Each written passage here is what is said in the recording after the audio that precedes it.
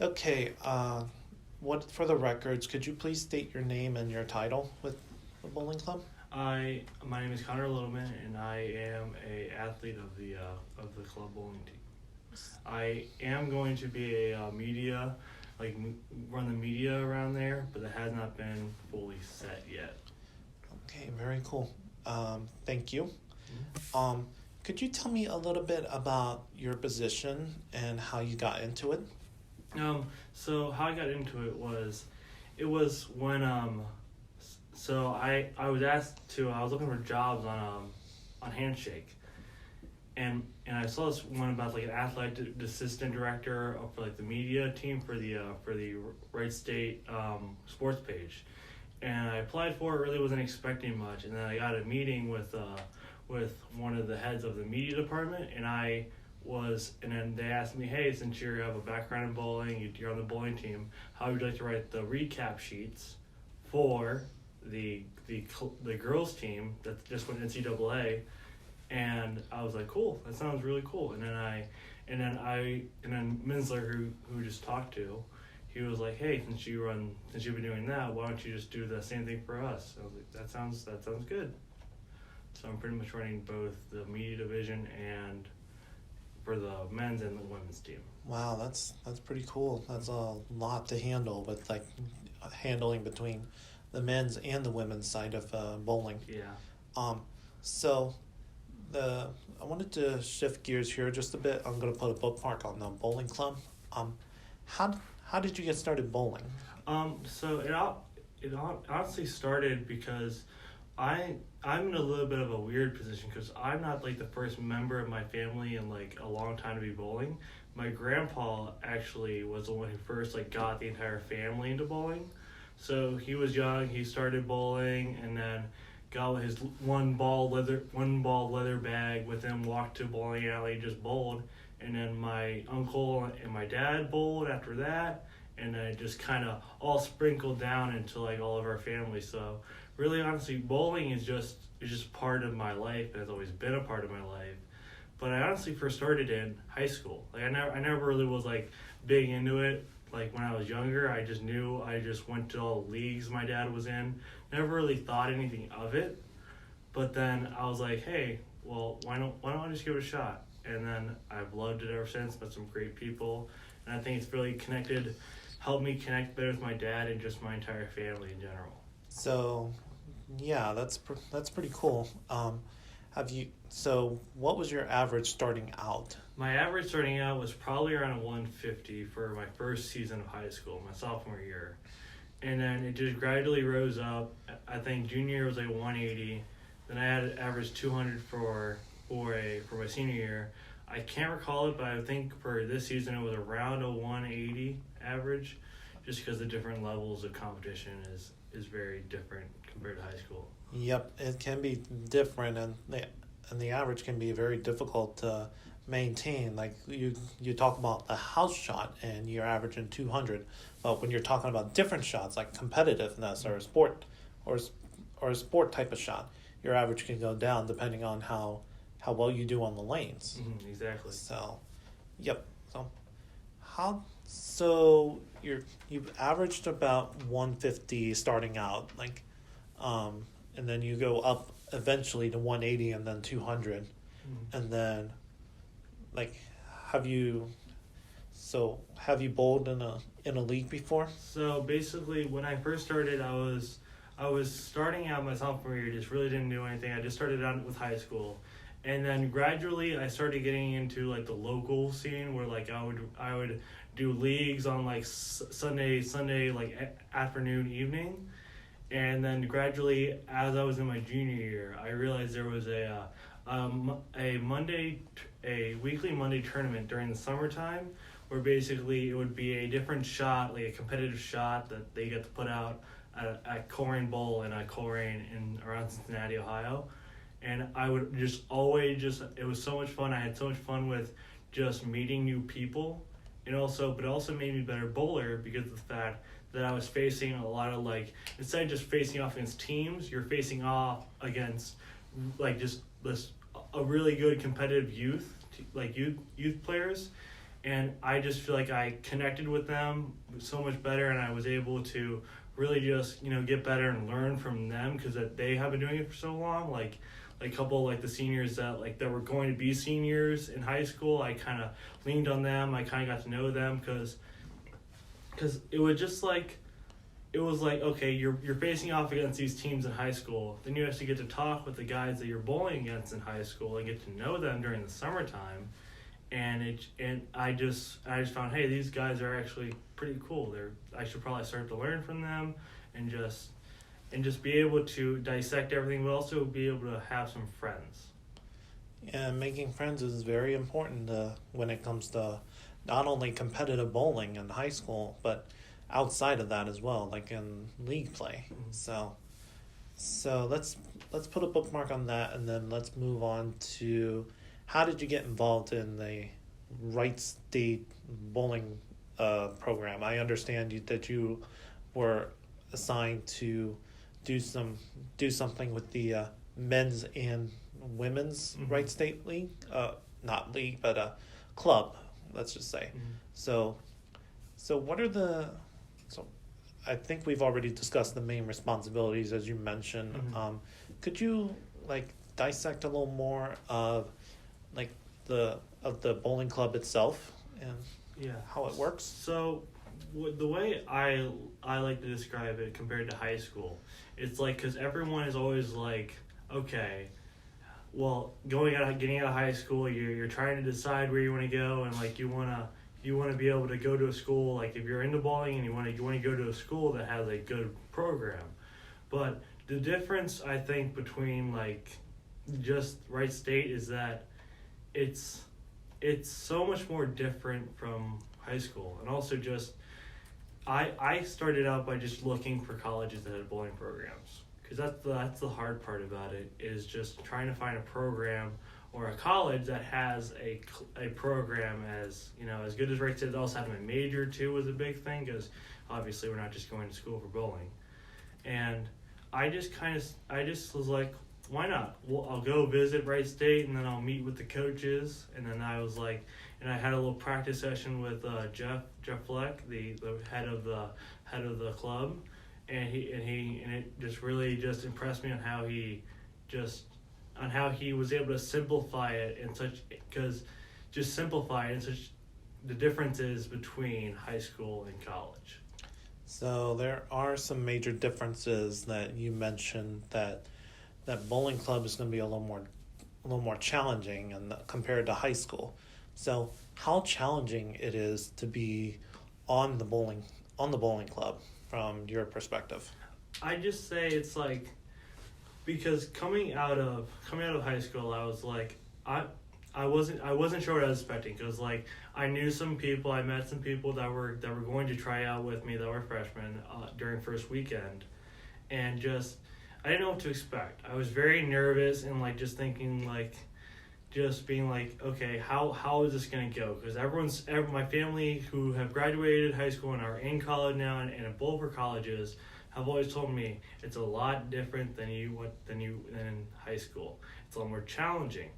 And I think the challenging thing is just the way you have to work together as a team is a lot different from when you have to work in high school. Because the house shot is meant to help everyone else out. It's not supposed to be challenging. It's supposed to be somebody who can a random guy can go in there and just bowl on it. But with these competitive shots that you're getting put out and going to tournaments on, it's very more cooperative on team aspect rather than just, I need to bowl this so that way we can win. I need to. It's more like we need to figure out what we need to do in order to win. So from what I understand here, it's pretty much communication and teamwork from a bowling club. Is that correct? Mm-hmm. Yeah, it's like compared to because there's obviously a lot of good individual bowlers. It's just how can you adjust to having to communicate and say, hey, here's what I'm doing. We should all be following this. And we should be bowling on the same line, on the same exact way, and playing the same exact part of the lane, so that way we have a higher chance of all together collectively having a good score together instead of just going all over the place and just throwing shots willy-nilly and trying to figure out where we're at. We need to communicate and be a team compared to just individual. So I understand that completely. But I sometimes notice, like, and I'm wondering if you've noticed something, like, what if you have a bowler that is a left-hander? Could you? Yeah, we make a lot of jokes about that because there's not a lot of lefties out there. Like obviously, like, there's a lot of differences between left-handed and right-handed bowling. But the thing is that the major difference is because you have if you have 8 guys, like if you have like 4 guys that are right-handed, you have 1 guy that's left-handed. Normally the right-hander is gonna play a different way because there's so many more right-handers that are gonna ruin and just take up all the oil on the lane, compared to a left-hander who has by himself and then just by himself trying to figure out what he needs to do, and normally they're the same exact way they have to go through it, but it's just a lot slower process compared to the right-handers and what they have to do. So that's interesting to know. Another question that I have here, like, if I know you've been bowling on the bowling club, have you noticed the differences? Like, there's a bowler with that is one-handed compared to like a person that is two-handed. Mm-hmm. So Yeah. have you noticed more of a slight increase with the two-handed bowlers that come into your bowling program? Yeah, that is because, well, I originally was a two-hander coming into college, and now I'm a one-hander because of my body health. But I think that the main appeal of two-handed is the fact that, like, the way you come out of the ball, you get more revs, you get more hook, you get more power out of it. But it's also the fact that a lot of people are like professionals and the people are now realizing, hey, a lot of the professionals are now two-handed and are really good, and it just kind of spirals down and say, well, when you have one of the greatest of all time, Jason Belmonte, who is a two-hander, it kind of starts to trickle down and say, hey, why don't I bowl two-handed? Why don't I do that? And then it's just the difference is between them is that when you have more revs, you have more rotations on the ball. It's going to take up a lot more oil because you're spinning the ball so much on the lane that it's going to just take up more oil compared to a lot of the one-handers who don't really have to deal with that. But also when you have more revs, you have more hook down lane. So maybe the one-handers are going to play a different area than the two-handers are because of the fact that they need to be more left, they need to angle out a little bit more compared to the one-handers who normally would have less rev and less hook down lane than a typical two-hander. So two-handers technically have more speed dominant than and rev dominant than the other typical one-handed bowler. Am I getting that correct? Yeah.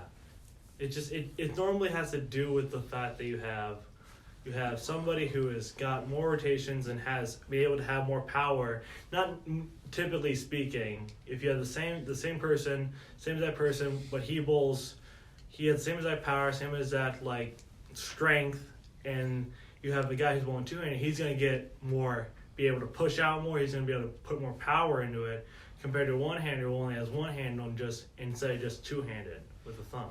So technically the two-handers have a lot more power, and the one-handed's like, I got to be careful here because that two-handed bowler is taking up a lot of oil and I need to adjust accordingly. Yes. So have you faced like competition that featured two-handed bowlers? Yes, I feel like the best competition towards like, especially for like Wright State, is that you have to kind of compete against your other teammates, but you also have to learn from them. Like learning from being able to, from an experience of loss when you lose or you win, and a two-handed, I've had a lot of friends who are two-handed. I've lost to a lot of two-handers in match play a couple times in tournaments. It's just, and the good thing about bowling is that everyone is different. You can learn how to differentiate from this guy has a lot more revs but not a lot of speed. This guy has a lot of revs and is a two-hander, but has a lot more just different things that he does with it. And some people are two-handed that use them. It's just different. That's an interesting point that you pointed out regarding the you learn from your competitors or teammates. Like, it can help you grow as a bowler. So tell me a little more about that. Well, it's more just it's like, so whenever I started out bowling, I was always trying to compete with my team. I'm a very competitive person, and I always will be a very competitive person. But it's when you have your teammates there, you practice with them every single day, you get to know them, but you're able to have the competitive drive to both better each other, and is a little bit different compared to like whenever you're in tournaments, you have to bowl against like a buddy that you know, but you kind of want to stick it to them. Like you want to try to show that, hey, I'm better than you. I can beat you right now, and that competitive drive can just kind of fuel you. But the thing that I kind of realized with it is that you have a lot of emotion, at least for me. Like I get motivated, and that emotion kind of can just speed things through my head and just keep it going. I want to keep this going, but then I had to realize, hey, maybe I should slow down a little bit and think about it. Like that's kind of like what I always try to go back and say, if I lost, what could have I done differently, and what could I have done instead of just being like, oh, how did I miss that? Why didn't that pin fall over? It's like, what can I do better instead of blaming it on other factors? That's absolutely true. Like if you be competitive too much, then you're probably going to be thinking negatively instead of thinking of positives. Like sometimes that competitiveness can be a little challenging to work with. Like you want to be competitive, but at the same time you got to make sure that you are learning from your mistakes and understanding yourself as a bowler so you can grow from it. Mm-hmm. So that's just, you're always getting better. You're always trying to get better. You're always trying to learn, and just be a better bowler. And there's just so many aspects that you can learn from other people, especially since I've tried to realize that, where it's like, hey, if somebody's trying to give you advice, just listen. That's a good takeaway from this. So the last question I have here before we wrap up, if let's just say someone is wanting to go into the Wright State Bowling Club or any other bowling clubs that universities are offering, what advice would you give them before they consider joining a bowling program like yours? I feel like the biggest thing is commitment, and also your willingness to be able to take criticism. Because the thing is that they're trying to help you, and obviously some people don't like taking advice, some people don't like trying to do that, but also being able to say, hey, do I like this? Do I just blow it off and don't like the advice to just let it go, or do I try to learn from it? And also, if you're willing to go back to committing, is like some I have a friend who was on the club team, but then kind of realized they didn't really like it all that much. But he kind of realized that he liked to have like the more like fun and like more like laid back and not less more competitive time, because that was his high school. He was always like more like laid back and like, hey, let's just have some fun here. But I feel like with Wright State and a lot of other teams is that you want to win. You always want to go in there. You want to bowl good. You want to win, and sometimes that can be hard for people to come out of the high school when let's just say like the high school that you went to, not a very good team, but you had fun. You made friends. You'll always have those memories. But making that decision to go into club or college or NINA or NCAA women's, it's the commitment that you're willing to take, and how much are you willing to give it to be able to be good. All right, that's very good advice. I think that completes this interview. Connor, thank you for your time, and I appreciate you speaking with me about the bowling program. Thank you for having me. You're welcome.